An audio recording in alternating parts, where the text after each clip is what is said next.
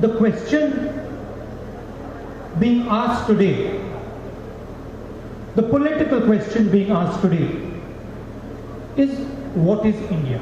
And if you read people like Savarkar, they will say India is a geography. They take a pen and they draw a map and say this is India.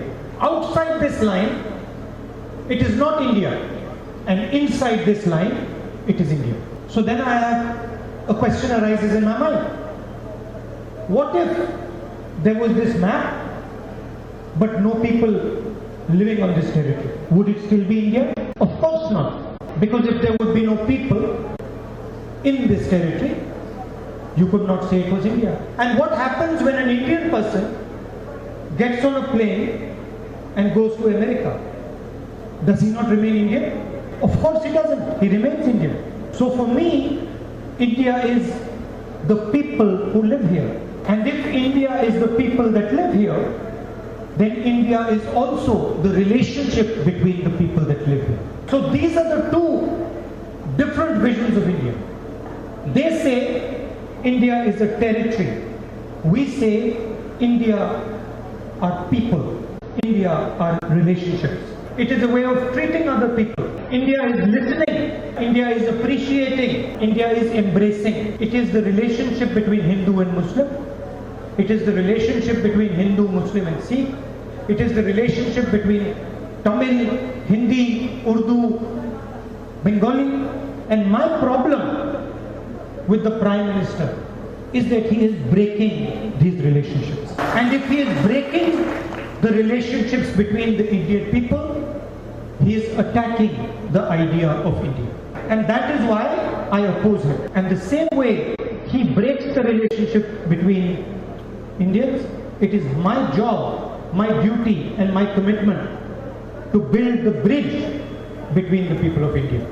Every time he uses hatred to break a bridge between two Indians, my job is to use love to rebuild that bridge. And not just my job, but our job. And I cannot build a bridge without understanding the different traditions, the different ideas, the different religions, the different cultures in this country. So I have to come to Kerala with humility. I have to come here and say, I am going to listen and understand your tradition, your language, your hopes and your aspirations. The same way when I go to Tamil Nadu, I have to listen to the Tamil people. I have to understand why they appreciate Tamil so much. I have to understand the difficulties that they have faced. Again, I have to be humble. The same I would have to do if I go to a temple or to a mosque or to a gurdwara. I have to go with humility. I have to go with an attempt to understand. If I go with arrogance, I would be a fool. How can I go to the people of Tamil Nadu or to the people of Kerala who have a history of thousands of years and come and tell them that I understand everything about them? And in the same way, how can I define what India is? Imagine the arrogance of that person who says, I know what India is. I know what the people of Kerala need. I know what the people of Tamil Nadu need. Imagine the ignorance of that person. That there are 1 billion people in this country and you are the only one who knows what India is and what the Indian people need.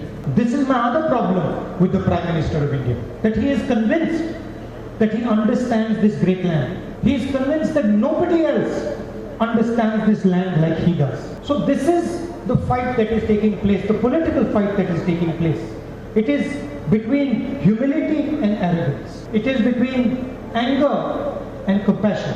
It is between myself and the other. And this is why I am happy to come here to inaugurate this institution. This is about the other person. This is not about myself. This is about the other person. This is not about my wealth, my happiness, my intelligence. This is about the other person's health, the other person's pain, the other person's sacrifice. And this is the work of a humble person, a person who understands that he is not everything in the universe. And I asked, what does HIMA stand for? It stands for Haven of Intimacy and Merciful Atmosphere. And the word merciful is especially important. It is one of the words, one of the qualities of God in Islam. It signifies love and affection for the other person. We will never fight hatred with hatred. It will never work. So our response to hatred is this. You do hatred, you spread anger, we will spread love, compassion, we will embrace other people regardless of which religion they come from, and we will work to build the bridges that you break every day. For every drop of hatred that you produce, we will produce 2 drops of love and affection. Let us see who wins. I'd like to congratulate all the people who have created this institution, and I'd like to wish all the people who are going to run it all the best for a great future. And I'd like to thank you very much for giving me the honor to address you today. Subscribe to Nation Next YouTube channel and press the bell icon to get regular updates from Nation Next. Also like Nation Next Facebook page and follow us on Instagram and Twitter.